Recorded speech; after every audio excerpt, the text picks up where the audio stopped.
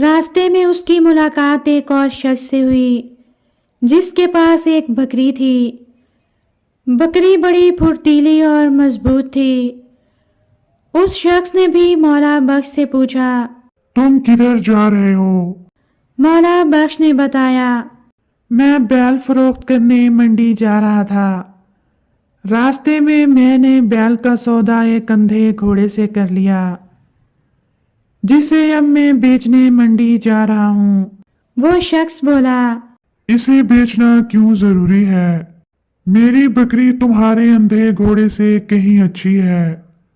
اگر تم چاہو ہم دونوں جانوروں کو بدل لیتے ہیں۔ مولا بخش نے کہا، ٹھیک ہے، میں تمہاری بکری لے لیتا ہوں، تم یہ گھوڑا لے لو۔ مولا بخش بکری کو لے کر چل پڑا۔ وہ بھی تھوڑی دور ہی گیا تھا، اسے اندازہ ہو گیا بکری بیمار ہے۔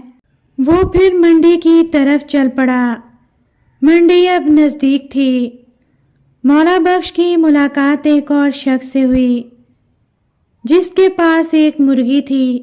اس شخص نے بھی مولا بخش سے وہی سوال کیا۔ تم کدھر جا رہے ہو؟ مولا بخش نے اسے ساری بات بتائی۔ اس شخص نے کہا، کیوں نہ ہم آپس میں تبادلہ کر لیں؟ تم میری مرغی لے لو اور مجھے یہ بکری دے دو۔